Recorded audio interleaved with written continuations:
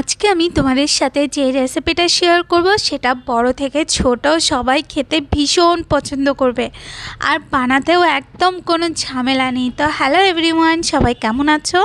আমি খুব ভালো আছি। আর আজকে আমি তোমাদের বানিয়ে দেখাবো বিটরুট পনির পরোটা, যেটা তোমরা বাচ্চাদের টিফিন বা সকালের ব্রেকফাস্টের জন্য খুব সহজেই বানিয়ে নিতে পারবে। তো প্রথমে আমি এখানে নিয়ে নেব বিট। এরপর আমি বিটের দুটো সাইড ভালো করে কেটে তারপর বিটটাকে একটু ছুলে নিতে হবে। এরপর বিটটাকে নিয়ে ছোট ছোট টুকরো করে নিতে হবে। তো এখানে আমি দুটো বিট নিয়েছি আর বিট দুটোকেই ভালো করে একটু কেটে নিয়েছি। চাইলে তোমরা এটাকে গ্রেট করেও নিতে পারো। তো বিটটা কাটা হয়ে গেলে এরপর বিটটাকে একটা মিক্সিং জারের মধ্যে দিয়ে ওর মধ্যে অল্প জল দিয়ে এটার একটা স্মুথ পেস্ট বানিয়ে নেব।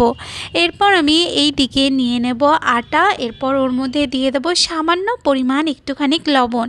এরপর যেই বিটের পেস্টটা বানিয়েছিলাম সেটা প্রথমে অল্প একটু দিয়ে আটাটাকে ভালো করে একটু মেখে নেব। তারপর যদি আরেকটু বিটরুট লাগে তো সেই বুঝে আটার মধ্যে দিয়ে ভালো করে মেখে নিতে হবে। আটাটা মাখার সময় কিন্তু কোনো রকম কোনো জল ইউজ করব না। তো এই যে দেখো আমার আটাটা ভালো করে মাখা হয়ে গেছে। মাখা হয়ে গেলে এরপর আমি হাতের মধ্যে সামান্য একটু তেল নিয়ে তারপর ভালো করে আটাটার মধ্যে একটু মাখিয়ে নেব। মাখিয়ে নিয়ে তারপর এটাকে ঢেকে কিছু সময়ের জন্য এটাকে রেস্ট রাখতে হবে। আর ততক্ষণ আমি পরোটার মধ্যে দেওয়ার জন্য যে পনিরের মশলাটা সেটা বানিয়ে নেব।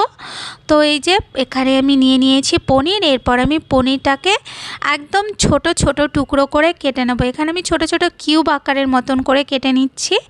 আর এখানে দেখো আমি বেশ কিছু ভেজিটেবলস, টমেটো, পেঁয়াজ, লঙ্কা সেটা কেটে নিয়েছি। তোমরা চাইলে তোমাদের মন মতন ভেজিটেবলসও দিয়ে দিতে পারো।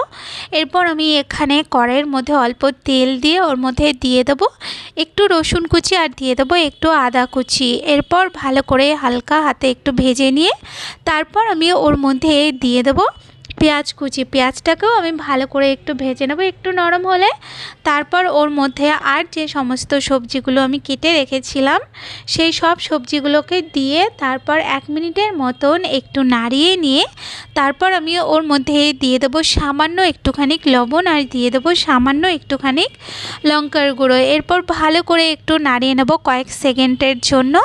তারপর আমি ওর মধ্যে দিয়ে দেবো টমেটো সস। তো এখানে আমি 2 থেকে 3 চামচের মতন টমেটো সস দিচ্ছি আর দিয়ে দিচ্ছি হাফ চামচের মতন সয়া সস। এরপর আমি ওর মধ্যে কেটে রাখা পনিরগুলো দিয়ে তারপর ভালো করে একটু নাড়িয়ে চাড়িয়ে নিতে হবে।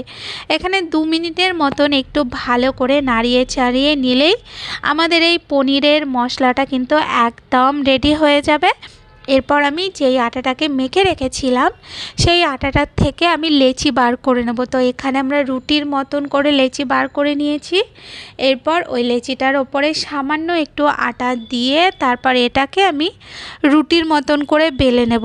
আর যতক্ষণ আমি এটাকে বেলছি ততক্ষণ তোমরা আমার চ্যানেলে যদি নতুন হয়ে থাকো তাহলে প্লিজ আমার চ্যানেলকে সাবস্ক্রাইব করে দেবে। আর আমার রেসিপিগুলো যদি তোমাদের ভালো লেগে থাকে তাহলে অবশ্যই লাইক আর কমেন্ট করতে ভুলে যেও না কিন্তু।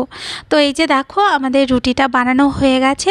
এরপর আমি গরম তাওয়ার মধ্যে রুটিটাকে দিয়ে দেব। তারপর আমি রুটিটাকে দুটো সাইড ভালো করে একটু ছেঁকে নিতে হবে। যদি তোমরা ময়দা দিয়ে রুটিটা বানিয়ে থাকো তাহলে তোমরা তেল অথবা ঘি দিয়ে এটাকে ভালো করে ভেজে নিতে পারো।